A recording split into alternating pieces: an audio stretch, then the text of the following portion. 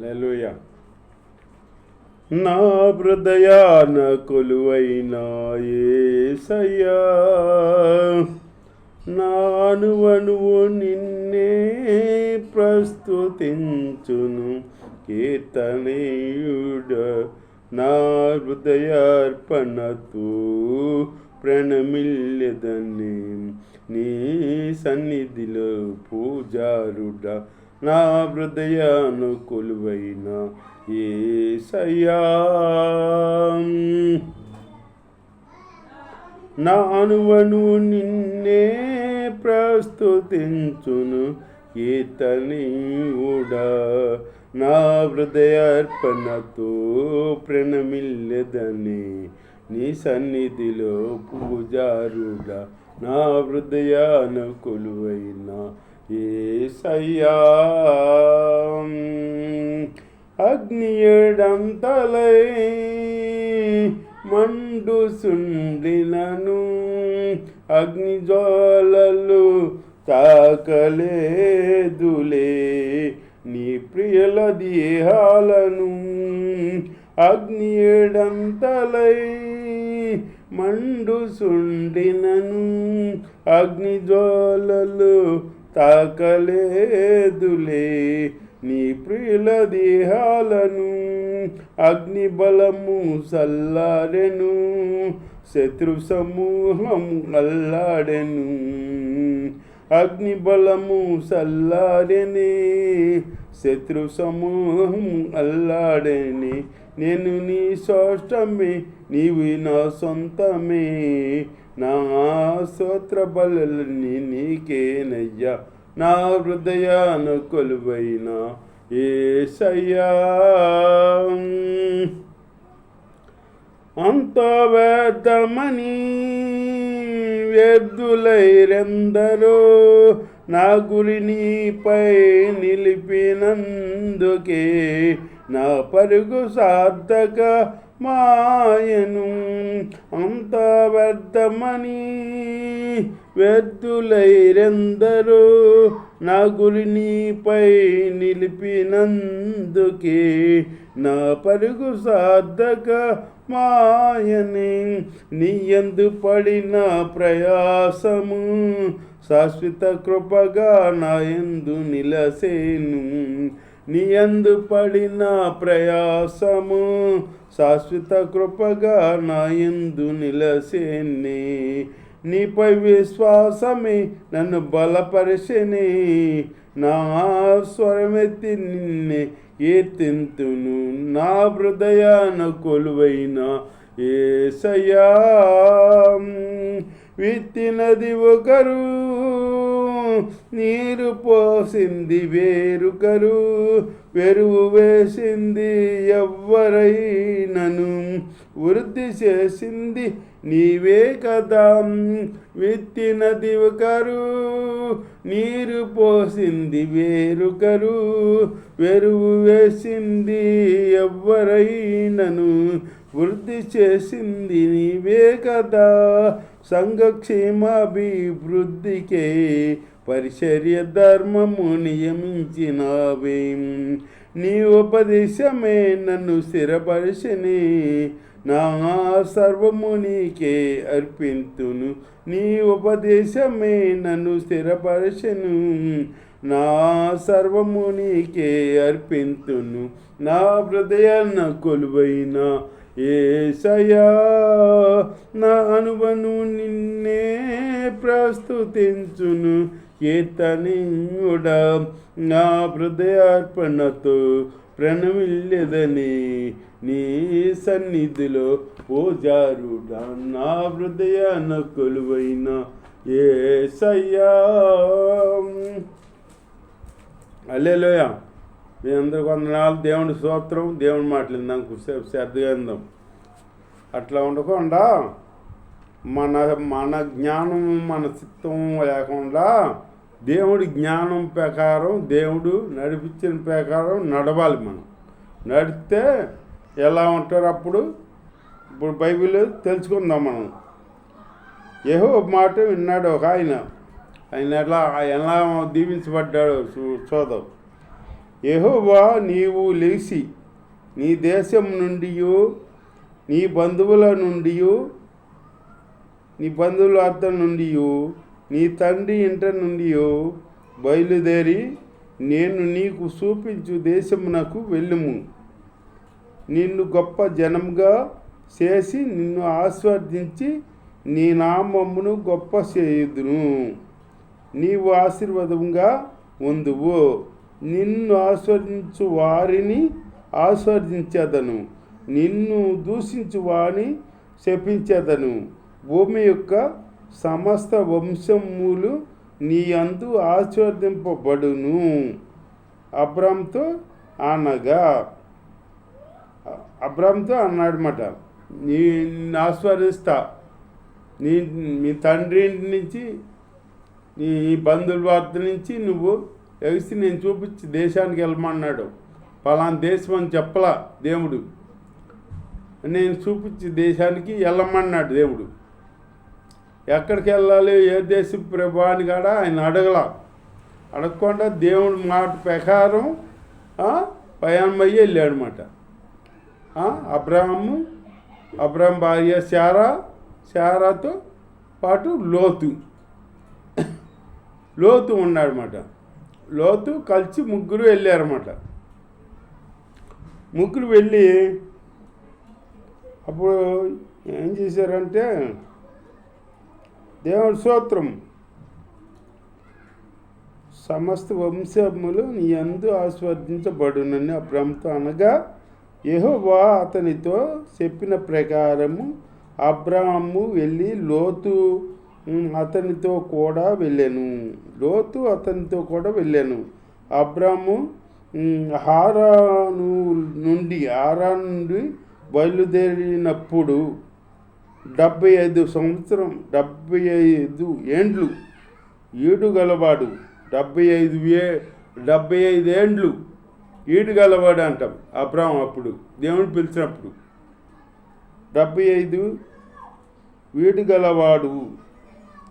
అబ్రాము తన భార్య అయిన శారాని, తన సహోదరిని, కుమారుడిని లోతును, సహోదరు కుమారుడు అయిన లోతును, హారానులో తానును వారును ఆర్జించిన యావదాస్తిని, వారు సంపాదించిన సమస్తమైన వారిని తీసుకొని కానాను దేశమునకు వెళ్ళుటకు బయలుదేరి కానాను దేశమునకు వచ్చిరి.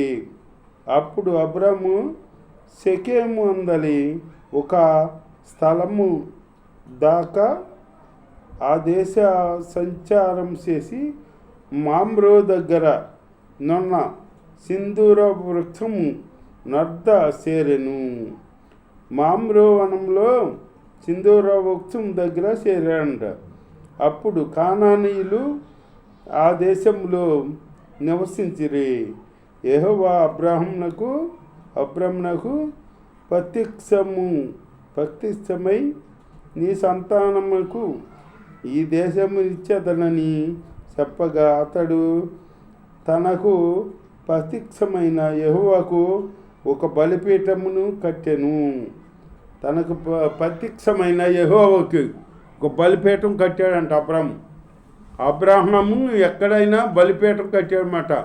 బైబిల్లో ఎక్కువగా బలిపీఠాలు కట్టింది అబ్రాహమే దేవుడికి. అబ్రాహము బలిపీఠం కట్టాడు. అక్కడ నుండి అతడు బయలుదేరి బేతేలునకు తూర్పునున్న కొండకు చేరి, పడమటనున్న బేతేలునకును తూర్పునున్న హాయికిని మధ్య గుడారం వేసి అక్కడ గుడారం వేసాడంట. హాయికిని మధ్య గుడారం వేసి అక్కడ మళ్ళీ యెహోవాకి మళ్ళీ బలిపీఠం కట్టాడనమాట. మళ్ళీ ఒక బలిపీఠం కట్టాడు మళ్ళీ యెహోవాకి. అబ్రాము ఎప్పుడు బలిపీఠలు దేవుడికి ఎక్కువగా బలిపీఠాలు కట్టాడనమాట. బలిపీఠం కట్టి యెహోవా నామమున ప్రార్థన చేశాను. అబ్రాము ఇంకా ప్రయాణము చేసు దక్షిణ దిక్కుకు వెళ్ళాను. దక్షిణ దిక్కుకు వెళ్ళాడంట. దేవుడు చెప్పిన మాట ప్రకారం ఆయన వచ్చి మరి ఎక్కడ పలానా చోట అని చెప్పకుండా పలానా దేశంలో రా నువ్వు అని దేవుడు చెప్పలేదు, ఏమి చెప్పలేదు. పలానా దేశం అని చెప్పలా, పలానా ఊరు అని చెప్పలా. మన వాళ్ళు అయితే ఏమంటారా, ఎక్కడికి రావాలి, దేనికి రావాలి, ఏ ఊరు, అక్కడ సౌకర్యం ఉంటుందా ఉండదా, అవి అన్ని వస్తుంది బాగుంటాయి బాగోవా అన్నీ అడుగుతారు మన వాళ్ళు అయితే. అట్లా ఈ అబ్రహాం అడగకుండా దేవుడు మాట్లాడి పిలిస్తే మాట ప్రకారం వచ్చాడనమాట. వచ్చి అబ్రహాము దేవుడు చెప్పిన ప్రకారం ఆయన నడుచుకున్నాడనమాట. అలాగే దేవుడు చెప్పిన ప్రకారం మనం నడుచుకోవాలి, దేవుడి చిత్తానుసారంగా నడుచుకోవాలి. అంతేగాని దేవుడు మనం నడిపిస్తే మనం నడవగలం, మన కాళ్ళు ఉన్నాయి, చేతులు ఉన్నాయి, మనం నడవగలం, మన జ్ఞానం ఉంది, మనము తెలివి ఉంది అనుకోకూడదు. మన తెలివే పాడితే, మన జ్ఞానమే పాడితే ఎందుకు పనికిరాదు. దేవుడి చెప్పిన ప్రకారం నడుచుకోవాలి. నడుచుకుంటే అబ్రహాము ఆశీర్వదించబడ్డాడనమాట. అప్పుడు దేవుడి స్తోత్రం. అప్పుడు ఆ దేశంలో కరువు వచ్చాను.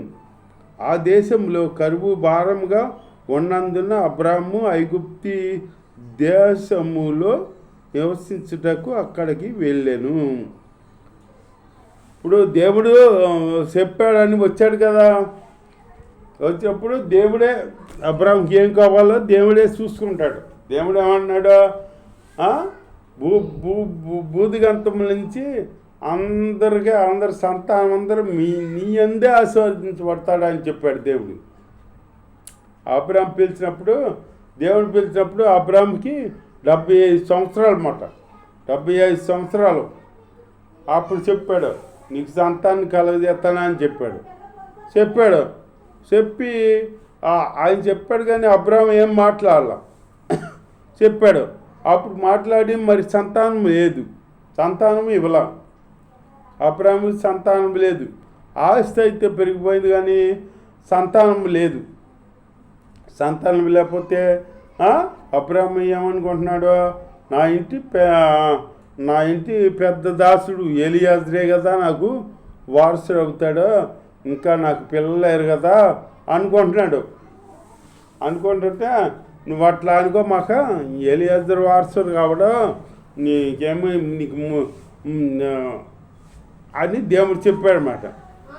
నేను ఇస్తాను, నీకు బిడ్డలను ఇస్తాను అని చెప్పాడనమాట దేవుడు చెప్తే ఆ ప్రకారం దేవుడి మాటని దేవుడు అడుగుదాల్లో నడుచుకుంటూ దేవుడి మాటని నడిచాడు కాబట్టి అబ్రహామును అధికంగా దీవించాడు.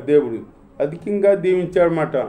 అలాగే మనం దేవుని మాట వింటే దేవుడు మనల్ని దీవిస్తాడు. అంతేగాని దేవుని మాట వినకుండా దేవుడి తెలివి ఏముంది, మన తెలివి మనకు ఉంది, మన తెలివితో మనం నడవగలం, మన తెలివితో మనం చేయగలం, మనకే కాళ్ళు చేతులు ఉన్నాయి, మనం నడవగలం అని మనం హెచ్చుకోకూడదు.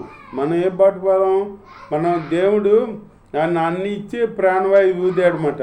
ఊతే జీవాత్మ జీవించాడు నరుడు. అంతేగాని ఈ జీవం లేకపోతే ఎందుకు పనికిరాం మనం. ఆ జీవాన్ని తీసేసాడు ఇంకో దేవుడు, మన పని అవుతూ ఎందుకు పనికిరాం ఆ జీవం అని చెప్పి నీ బడాయి, నాకు బలం ఉంది, నాకు శక్తి ఉంది, నాకు అయ్యి ఉన్నాయి, నాకు ఆస్తి ఉంది, అండ్లు ఉంది, కొండలు ఉంది, బంధువులు ఉన్నారు, అయ్యో ఉన్నారు, వాళ్ళు ఉన్నారు, వీళ్ళు ఉన్నారా అని నన్ను విరవీగుతారన్నమాట. ధనం ఉంది, ధనం ఎక్కడి నుంచి వచ్చింది నీకు? అసలు ఆది అందు ఏముందో ఏమి లేదు. నువ్వు వచ్చి ఆది మానవుడిగా బట్టలు కాడా లేవు నీకు. దేవుడు సృష్టించాడు, మట్టి తీసి నిన్ను సృష్టించాడనమాట. మనిషిగా తన స్వరూపంలో చేసాడనమాట. దేవుడి స్వరూపంలో చేసి మనల్ని భూమి మీద పంపాడనమాట. పంపితే మనమే ఒక్కొక్కరేంటి మన తెలివి, మన జ్ఞానం, మనం బతకాలం అది ఇది, దేవుడు లేడు ఏమి లేరు అని మనం అనుకుంటామన్నమాట. దేవుడు లేడు అన్నవాడు ఆడు మూర్ఖుడు మాట. అలాంటి ఇదిలో మనం అనుకోవాలి దేవుడి